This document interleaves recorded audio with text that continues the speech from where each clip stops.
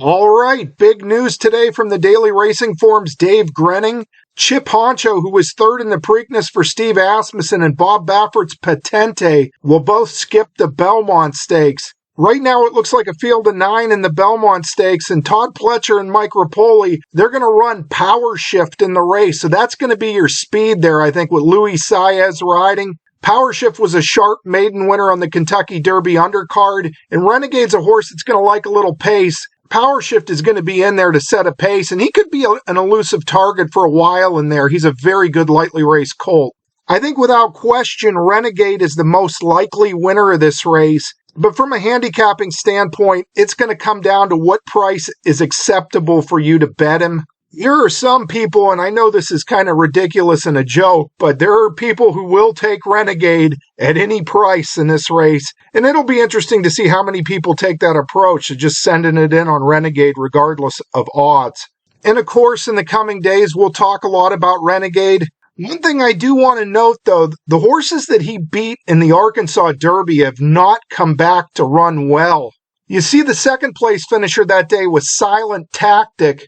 Silent Tactic was dealing with a sore foot before the Arkansas Derby. He has not run since, so he had that foot issue going into the Arkansas Derby. And of the horses that did run back, the third place finisher Taptastic, third in the Arkansas Derby, came back and finished fourth in a non-winners of one other than allowance. He was fourth at even money on the Derby undercard in a 1X allowance. And note the final time of that 1X allowance, 142.12. Just one race prior, Power Shift won a maiden special weight race in 141.86. And the fractions were similar. Power Shift not only did win this maiden special weight race, but he also would have won the 1X that Taptastic was fourth in had he happened to have been entered in that race.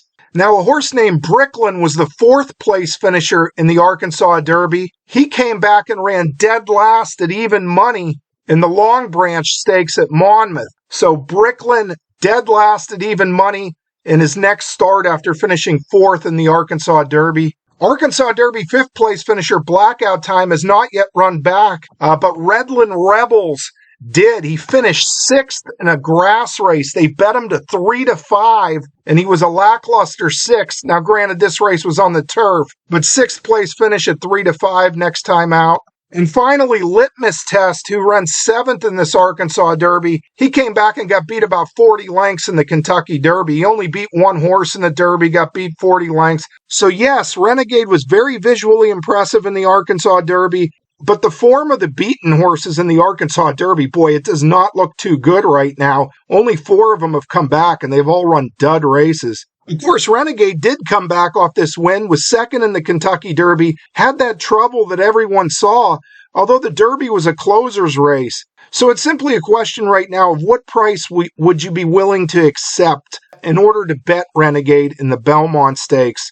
You cover that a lot more. We'll hash into it. We'll handicap the Belmont later. I kind of think that you have to wait for the field to be assembled before you go into the process of handicapping a race. And so it's too early to handicap the Belmont now, but the central question will be, what price is acceptable to you on Renegade?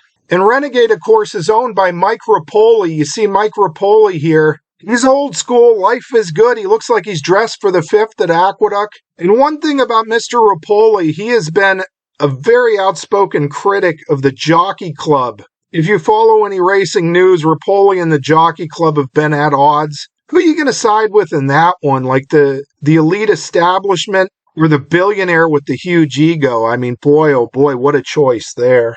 Unfortunately, racing has gotten away from core principles. These were core principles that the early founders, the original founders of the Jockey Club in the 1890s, they understood. Walter Vosberg, who is the namesake of this channel, he was with the Jockey Club that first year in 1894. He was their racing secretary. He was their handicapper. He had one other, I think he was the forfeit clerk too. And Vosberg stayed on for over 40 years with the Jockey Club. He was the last of those 1894 members who died. And the motto of the early Jockey Club, and this was in the racing offices too, all men are equal on the turf and beneath it. I'll say that again. All men are equal on the turf and beneath it. When you're buried and dead, you're equal to the next guy that's buried and dead. And when you are in racing, all your status and all your credentials and all your titles, it shouldn't mean shit. And the early Jockey Club founders hit people over the head with this motto, and they needed to. Look what's going on at parks right now. At parks, all the peasant trainers are just getting denied stalls. They got empty stalls everywhere. This goes on everywhere in racing. It's disgusting. It is the whole shut up peasant mentality. And it comes right from the top down. Unfortunately, all the core fundamentals of racing right now are ignored. It's all about cozying up to politicians to try to get like favorable legislature written for you. It's all about complete nonsense. And look at the results of what we are seeing with the racing product. There's been a Monmouth Park in one way, shape, or form for a very, very long time in New Jersey. In 1890, the great horse Salvatore, he ran a mile in 1:35 and 2/5 at Monmouth. Now, I think we're on to our third different version of Monmouth Park, but the card that they put out on Memorial Day was disgraceful. The biggest price winner was $7.40. The average field size was under 5 horses. It was like 4.8 or 4.9 or something. There's just unbettable races being carted all over, and then you got the CAWs, then you got the 5-horse field in the Hollywood Gold Cup, won by a Safi Joseph thing by 10 lengths. And so with the way things are going all throughout racing, it's easy to be disillusioned. And when you're disillusioned, the Jockey Club's an easy target. They put out a note yesterday that they're promoting Kristen Warner to vice president. I don't know anything about Kristen Warner. I'm sure she's a great person and whatever. You know, she's a lawyer. The Jockey Club's also going to have to replace a steward in New York. I believe he's 27 years old. The steward that he replaced was a woman that worked for Envelopes. You know all about Envelopes. You see this tweet here. It says the Jockey Club is cultivating a new generation of fans by marketing Thoroughbred's second career. People are showing up by the tens at Mountaineer Gaming to see future show jumpers. And I think I also read somewhere like that the head of HISA, Lisa Lazarus, is involved in some, new show jumping league or something. So maybe the Jockey Club's moving on from, their old strategy here of pretty boys and pretty horses saving the sport. This is social media influencer Griffin Johnson and Sandman. In hindsight, for their social media influencers, maybe they should have just used OnlyFans girls. Because these OnlyFans girls have these armies of simps, armies of simp men who are just so willing to spend disposable money. They've got so much disposable money that they just throw away. Maybe if we got the OnlyFans girls out to the track, their clients, the simps, would come to the track and overbet their horses and we'd have a chance against the CAWs. I don't know. Probably wouldn't work either. Probably work out about as well as whatever this did. But hey, complaining about things does no good for anyone. You need action, not complaints. And I'm an Erie, Pennsylvania guy, and in Erie we have the famous Jockey Health Club on Peach Street. So I decided to be proactive. I stopped by Federal Hill, got some macaroni and cheese, and I went to the Jockey Health Club on Peach Street yesterday. And there were some wonderful ladies working inside there, and they elected me president of horse racing operations for the Jockey Club of Erie. So since modern horse racing is all about titles and status and bullshit like that, hey, now I am president of the Jockey Club of Erie horse racing operations. And quite honestly, Erie, Pennsylvania is a great horse racing city. It's, Andy Beyer. Andy Beyer went to high school there, Strong Vincent, grew up, born and raised in Erie. So did Andy Beyer's lookalike here, the legendary Fred Bolitnikoff. Fred Bolitnikoff was all city, all state, all American, all pro, Super Bowl MVP, in the Hall of Fame. And in college football how they give the Heisman Trophy to the most outstanding player? The most outstanding wide receiver gets the Fred Bolitnikoff Trophy. And Fred Bolitnikoff liked to bet the ponies too, and he was something else as a wide receiver. He was if you took Andy Beyer and put Stickum all over him, that'd be Fred Bolitnikoff, but he always got the job done. He just found a way. He wasn't fast, he wasn't big, but he always found a way.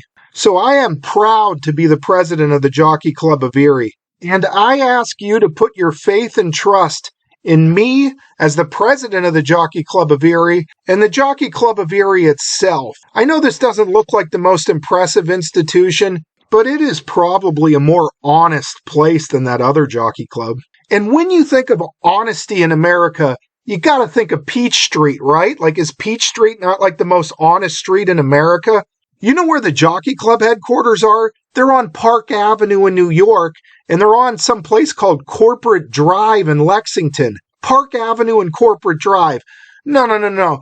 The real Jockey Club headquarters belong on Peach Street in Erie. When Abraham Lincoln won the 1861 presidential election, President-elect Lincoln, where was his first train stop? Where was it? It was at Union Station on Peach Street. Honest Abe, newly elected president of the United States, where's his first stop? Not Park Avenue, not Corporate Drive, Peach Street, Erie, PA. And why do I say Peach Street is the most honest street? Not just because of Abraham Lincoln, but I mean, this may be the only street in America where a man could have $100 in his pocket, and in 15 minutes he could go get a college diploma, and he could go get a hand job, and he still has enough cash left in his pocket to buy lunch. In fact, Rudy Giuliani got a diploma on Peach Street. We've got great diploma mills here. Look, I'm not a billionaire, and I'm certainly not a member of the elite. And there are going to be honest criticisms about this place.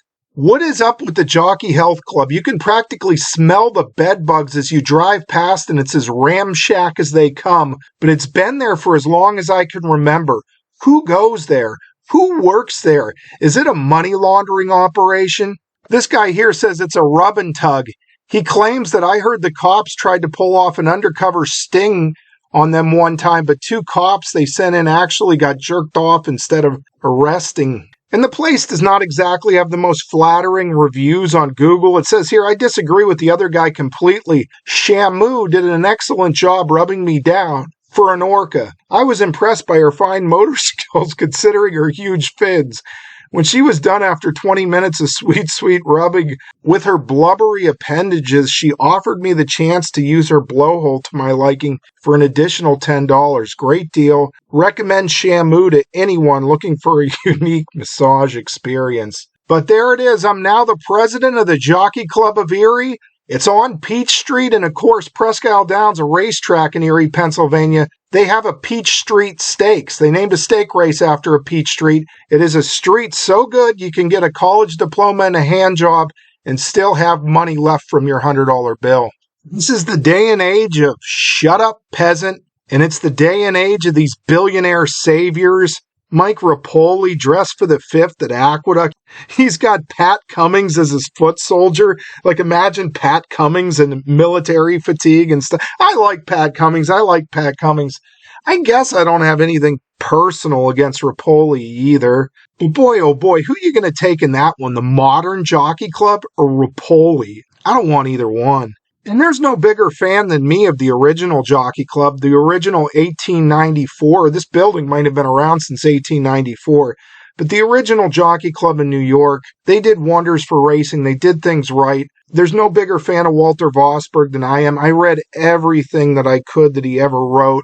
I think he is brilliant. I think he was a tremendous, tremendous, tremendous steward for the Jockey Club. And I think if he came back from the grave, he would roll his eyes at what the Jockey Club's become.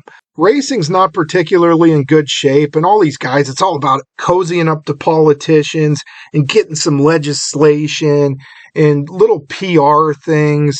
And what about the racing product? Why can't we have a good racing product? Why can't we have big fields? Why do we have to have these CAWs just destroying value anywhere they can? But hey, the day of shut up peasant, it's over. And it's not over because of some billionaire like Repole. It is over because of the Jockey Club of Erie, the finest establishment in horse racing, right here. You're going to say that I bribed the ladies in there to get my title. That is not true. I did not give them the macaroni and cheese until after they said I could become president of horse racing operations. Anyway, with that out of the way, we're going to cover Renegade and the Belmont Stakes a lot more. Just had to get this off my chest here. Look forward to handicapping analysis on the Belmont Stakes, and we're going to try to answer that central question. At what price is Renegade acceptable to bet? Can't answer that question until you know which horses are going to be in the field against him. Hope you enjoyed it. Thank you for watching.